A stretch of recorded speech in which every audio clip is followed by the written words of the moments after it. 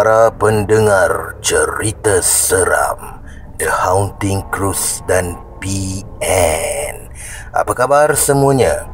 Semoga semuanya dalam keadaan sihat dan sejahtera. Pada malam ini, Brother Fai akan kongsikan kepada anda pengalaman seorang pramugari menginap hotel berhantu. Assalamualaikum semua. Bila baca semua kisah seram dekat channel ni, rasa best pula. Kata pramugari ni. Nak submit juga cerita dari pengalaman sendiri semasa bertugas sebagai pramugari di syarikat penerbangan di dalam Malaysia. Sekarang masih lagi dalam bidang yang sama, cuma dah berhijrah ke luar negara pula. Dia kata di sini dia tukar-tukar angin lah, dia kata. Okey, kita dengarkan apa kisahnya ni. Hotel. Kebanyakan hotel yang disediakan oleh pihak syarikat merupakan hotel-hotel bertaraf 5 bintang atau yang terdekat 4 bintang, 3 bintang mengikut destinasi. Di setiap hotel-hotel kami duduk ni memang bermacam-macam cerita bertukar dari mulut ke mulut kru kita orang dan dari kru luar negara, iaitu airlines yang lain yang dah jadi geng. Kisah-kisah diorang kena kacau dengan hantu kat hotel tu lah. Pengalaman saya sendiri, tiap-tiap kali pergi ke Sibu, Sarawak, ada saja benda datang kacau. Tidur seorang kena kacau. Sampai kadang-kadang kami tidur bertiga dalam bilik, masih juga kena kacau. Pertama kali bertugas dan destinasi pertama saya ialah Sibu pada tahun 2008. Memang dah dengar ramai kru termasuklah pilot bercerita hotel paling berhantu diorang pernah pergi ialah di Sibu, Sarawak. Saya pun tak ingat dah apa nama hotel tu. Kalau dia beritahu pun Brother Fai takkan cerita lah. So tak apalah. First flight punyalah best katanya. Walaupun asyik kena maki je sebab banyak salah buat kerja lah kan. Lepas check in, semua naik ke bilik masing-masing. Hotel tu ada dalam 11 ke 12 tingkat lah kalau tak silap. Dan betul-betul depan Sungai Sarawak. Saya dapat bilik tingkat atas dari kru-kru lain. Sampai je tingkat saya jenguk dulu kepala, tengok koridor hotel tu. Malap je. Lampu dia dengan dia punya senyap sunyi, terngiang-ngiang lah cerita kawan-kawan lain kat dalam kepala. Terus rasa seram tu datang. Cepat-cepatlah jalan cari bilik. Masuk bilik dan terus on semua lampu dalam bilik hotel. On TV, bagi suara dengar suara lah. Hilanglah sikit seram sejuk kat badan tu. Lepas dah mandi dan syok-syok ambil mood nak tidur, blackout lah pula. Ngeri lah. Sebab rasa gelap gelita dengan lampu. Dia pun buka lah lampu daripada handphone Nokia zaman tu. Tak berapa nak canggih lah masa tu. Saya pun menggagau cari pintu, nak tengok luar pun sama gelap ke. Ternyata memang hotel tu blackout. Cuma lampu emergency exit depan tangga kecemasan je menyala. Dan lampu tu depan lift. Saya nampak ada amoy pakai macam baju tradisional Cina tengah tunggu lift. Berdiri je dekat pintu, dekat situ, pandang ke lantai. Dalam hati saya, takkanlah tak perasan blackout. Lepas saya tutup pintu bilik, lampu pun menyala. Terus lega. Tidurlah apa lagi. Esok pagi buta dah nak kerja. Malam tu, nak dekat pukul 3 pagi, saya rasa panas sampai peluh-peluh. Terus tak selesa tidur. Pusing sini, pusing sana, tapi tetap tak nak keluar dari selimut sebab takutlah kan. Last tak tahan, saya baring menegak dan buka selimut. Tu dia, baik punya ada perempuan pakai nampak macam baju kurung warna putih, krim-krim lusuh. rambut panjang sampai ke pinggang, tutup muka tengah berdiri terapung atas muka saya dan dia memandang saya. Cara dia berdiri dan pandang saya tu sama macam Amoy yang saya nampak tunggu lift time blackout tadi. Bila saya angkat badan dari katil, terasa kain baju dia tu sapu ke muka. Lepas tu perempuan tu hilang. Saya terus tekan semua butang on kat tepi katil tu, buka semua lampu, TV dan kuatkan suara TV tu. Malam tu memang tidur-tidur ayam je lah. Takut punya pasal kan. Dalam pick up dari hotel nak ke airport besoknya, saya ceritakanlah pengalaman malam tadi. Rupa-rupanya bukan saya seorang kena kacau, pembantu juruterbang pun kena juga. Malam tadi dia tidur mengiring ke kiri menghadap tingkap. Dia terjaga lebih kurang waktu yang sama dengan saya sebab katil dia bergoyang-goyang. Bergoyang lebih kurang macam itulah kan. Bila dia buka mata, nampak bayangan dekat tingkap tu ada 2 orang budak kecil tengah lompat-lompat atas katil dia. Dia bangun tapi tak pandang budak-budak tu. Kemudian terus tutup langsir dan tidur atas sofa dalam bilik sampailah ke pagi. Semenjak tu, memang percayalah dengan semua cerita senior-senior kru kat situ sebab memang awal-awal lagi dah kena. Kali ni, saya datang lagi dengan classmate time training. Kami share bilik lah sebab sama-sama takut kan. Lepas kita orang keluar makan, masa nak naik ke bilik tu, saya nampak lagi Amoy yang tengah tunggu depan lift yang muka dia pandang ke lantai tu. Dalam hati dah kata, aduh, dia ni lagi. Saya pun tarik tangan kawan saya masuk dalam lift. Tekan tingkat bilik and tutup pintu lift. Kawan saya tu jadi pelik lah. Kau dah kenapa? Ada orang kat luar tu nak masuk jugalah. Saya beritahu, tu bukan orang tu. Dah pernah tengok dia sebelum ni. Kawan saya tu terus diam. Sepanjang dalam lift tu dia diam aja. Bila pintu lift terbuka kat tingkat bilik, nampak lagi Amoy tu berdiri tegak pandang ke lantai. Kawan saya tu yang meluru keluar dari bilik, dia yang lari dululah masuk ke bilik. Siut betul katanya lah.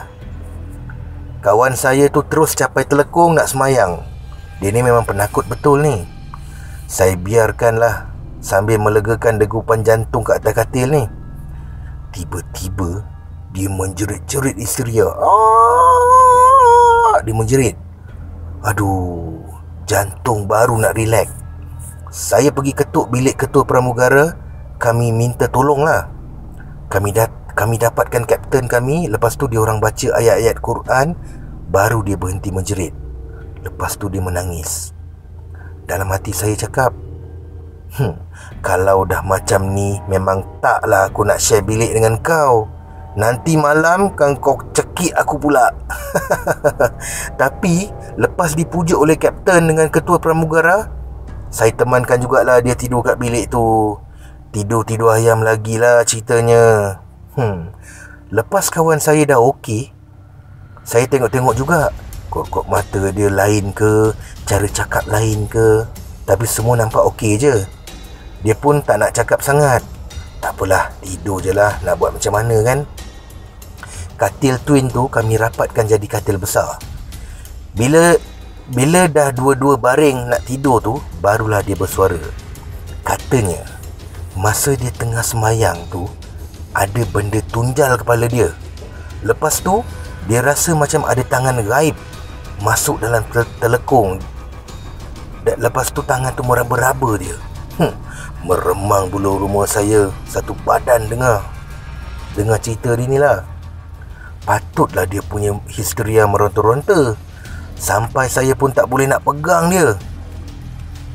Walaupun seram mana pun hotel Sibu ni, tetapi tempat persinggahan itulah persinggahan kami tiap-tiap kali datang ke Sibu. Demi kerja, tahan ajalah. Saya akan sentiasa share bilik dengan kawan-kawan kru saya tiap-tiap kali datang ke sana. Memang takkan tidur seorang lagi dah. Next time, saya cerita lagi, okey? Terima kasih sudi mendengar. Baiklah saudara, kisah yang kedua. Nak dengar tak kisah yang kedua? Ke korang dah boring? Harap korang tak boring lah dengan Brother Fai kan. Okey, kisah yang kedua ni adalah mengenai pengalaman seram staf nurse shift malam. Assalamualaikum. Aku seorang nurse di sebuah hospital swasta. Kejadian ni berlaku ketika aku bekerja shift malam. Petang tu kira-kira pukul 7.30 petang. Aku dah sampai. Sebab nurse kan, kenalah prepare sikit sebanyak sebelum start shift pukul 9 malam. Tapi petang tu aku rasa macam tak sedap hati. Macam ada benda tak kena. Kawan-kawan aku pun sedar. Siap yang kawan Cina aku pun tegur. Careful this is hungry ghost man You don't look right, katanya. Aku pun dah mula rasa takut lah. Tapi takkan nak minta cuti sebab tu kan. Doktor mana nak bagi. Pukul 9.30 malam shift aku pun bermula.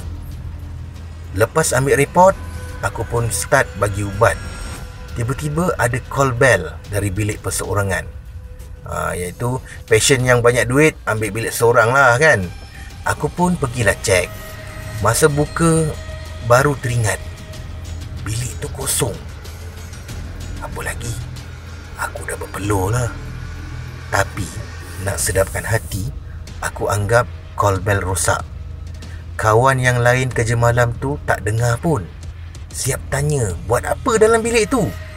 Aku cakap cek je, takut ada orang dalam tu curi tidur ke kan. Lepas dah siap bagi ubat, aku duduk kat kaunter nurse untuk tutup cancel semalam. Tiba-tiba ada bell. Ada orang nak masuk. Aku tengok ada seorang aunty tua lah. Aku pun benarkan dia masuk. Dia datang ke kaunter, start cakap Cina dengan aku. Aku tahulah cakap Cina sebab dulu sekolah Cina. Tapi dia kata ini Brother Fai translate dalam bahasa Melayu lah, logat Cina lah. Katanya lebih kurang macam ni. Missy you ingat I dulu ada masuk patah kaki, buat operation duduk lama. Okey, ingat dah bilik 2033 kan. Wah, aunty, you boleh jalan sudah. Dulu you sangat lemah, diri pun tak boleh. Itu dulu Sekarang okey sudah. Kuat sudah, lari pun boleh. Aku pun cakap, baguslah, bagus. Missy ini ada buah untuk you makan. Janji mesti makan macam mana pun mesti makan. Okey aunty, saya makan nanti Thank you Janji jangan tipu Saya tahu you ada makan ke tak nak makan. Okey? Okey, janji. Aunty tu pun bagi aku angpau lagi. Siap bye-bye dan pergi. Lepas tu datanglah kawan-kawan aku yang kerja malam dengan aku, beserta boyfriend aku yang bawa makan untuk aku dari pantry. Soalan diorang yang buat jantung aku berenang dalam perut aku. You cakap sorang-sorang kenapa? Kenapa ada bakul buah busuk atas kaunter tu? Masa tu aku tengok buah yang ranum tadi dah nampak busuk. Semuanya busuk. Angpau tadi pun penuh dengan duit Bank of Hell, iaitu duit orang Cina bakar untuk orang mati. Terus aku terduduk. Lembik dah kaki aku masa tu. Aku cerita kat diorang apa yang terjadi tadi. Boyfriend aku dengan tenang cakap, suka tak suka, you makan sikit buah tu. You dah janji. Macam nak menangis aku tengok buah busuk tu. Tapi dapatlah sikit bahagian yang tak busuk. Aku makanlah. Tapi rasa macam nak muntah juga aku. Aku dah cek CCTV. Memang tak ada siapa datang wad aku malam tu. Aku demam lah juga masa tu lah kan. Lepas tu aku cari detail aunty tu lah. Aku dapat tahu dia mati dekat hospital tempat aku kerja pasal jangkitan kuman. Dia dapat luka dekat pinggang lepas balik rumah lah. Sebab tak bergerak. Luka tu jadi jangkitan dalam darah dia. Mungkin dia nak berterima kasih kot. Tapi di sini aku nak tujukan kat semua pasien aku yang dah meninggal. Oh, siap nak tujukan pula. Aku appreciate kebaikan hati mereka. Tapi tak payahlah datang bawa makan bagai. Okeylah. Sampai di sini kisah seram pada malam ini. So, besok kita Brother Fai akan kongsikan kisah yang lain pula. Okay, bye-bye.